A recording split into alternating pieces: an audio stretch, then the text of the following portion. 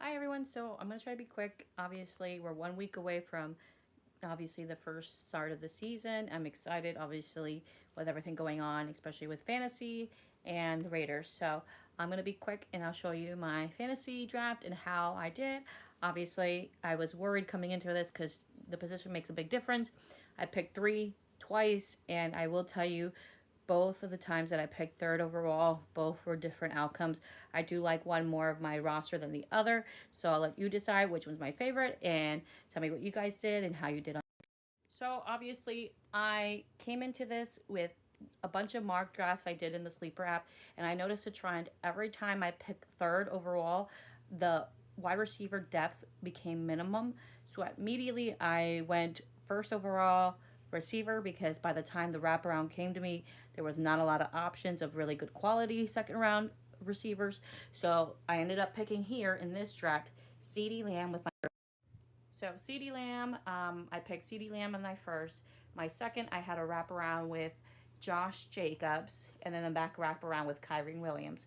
And I believe I ended up getting Jalen Hurts in the fourth round. So I did pretty good. I like this roster clearly. I don't see a real big problem with the exception of probably my wide receiver depth being hit or miss with Olave, with I don't know what the situation is at the quarterback this season. DJ Moore with Caleb Williams is a hit or miss, but I feel like they're consistent enough targets that I'll be getting enough points for the week. And obviously, I love Njoku. I've had Njoku for the last 3-4 years of every draft, and he's been consistent. And I also like the way he plays. He plays super aggressive. So I'm gonna hold on to him. I'm hoping he continues to do well like he's had in previous years. So my depth is a problem. So I'm not going to show you all of them, but obviously my depth, I have Nick Chubb, Algier, Rashad White, a lot of handcuffs for some other, running backs. So I'm really kind of screwed if any of these people in my top roster, actually my first line of roster, ends up injured. So I'm hoping it's fine. And then obviously Debo at my flex. I think Debo's going to be amazing in Washington. They're going to utilize him in any position, in every fucking way, running back, receiver X, blasey blasey. So I really like Debo. I'm hoping that he does well this season. This is the other. This is one of my drafts, and I'll show you my.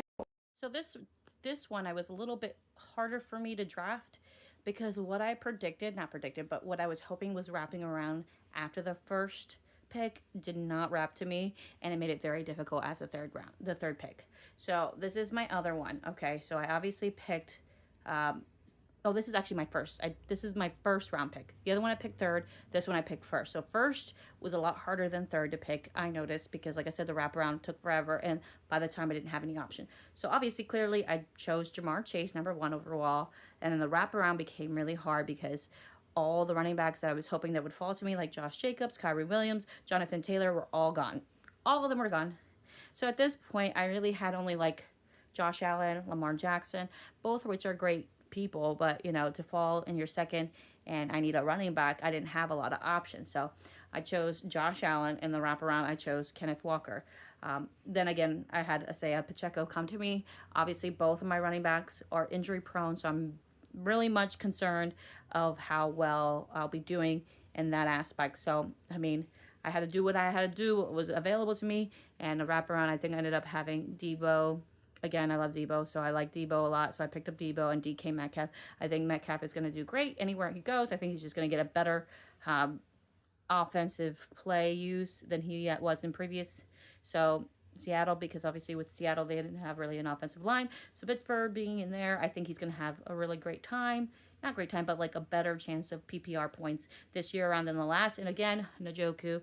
I think I have Njoku in all my leagues, and I think also Debo Samuel. So don't fucking embarrass me this year. Don't. So here's the other ones that like I said, the first and third were difficult to get the quality players that are going to be consistent enough and a lot of depth, especially with a 12-man league. It was a lot harder to get good quality players. So Jawad Jennings, obviously, he's going to be great. But once Ayuk comes in, when actually, and I have to say, Ayuk was also picked. I picked up Ayuk in both my leagues. So there was kind of like, yeah, when he comes back, he's going to be a starter. And I think I picked Addison in one of my leagues, which I didn't know. If they're suspended, they don't count as an IR spot. So that was kind of something I didn't expect. Obviously, Kareem Hunt is going to be great, as a backup. If Isaiah Pacheco, the handcuff, in case one of them gets injured, the other one's going to be there. Algier, again, I like Algier. He's been pretty good in the sense of they've been utilizing him too. So if I ever have a problem with a flex, he's a good flex player. Rashad White, I'm really not sure. Tampa Bay, there was a lot of Tampa Bay players left, running backs that were showing up to my area, and I'm kind of unenthusiastic about them, especially considering they like to split them a lot. I'm hearing that they might not do that this year and they'll go with Bunky Irving this time, but I don't hold out that they won't use Rashad White more than what they claim to be or people think they will. Especially with Jacksonville, that was another team that came to fall to me with running backs. I didn't pick any of them. There's too many, too much of a risk for me, in my opinion, to pick somebody and take a roster spot when I know there was other players that were going to be starting over them that were consistent enough that I know that I won't have to feel like I lost on that part. So obviously this year was difficult with a 12-man league. I think the year before that I had a 10-man league, which was a lot easier, had more depth, but I'm hoping that I did good. Tell me which ones do you think I did like better than the other, and I'll let you know which one I thought I did better. So you tell me, was it better me picking first overall or third? All right, have a good weekend, rest of the week, and one more week to football. Go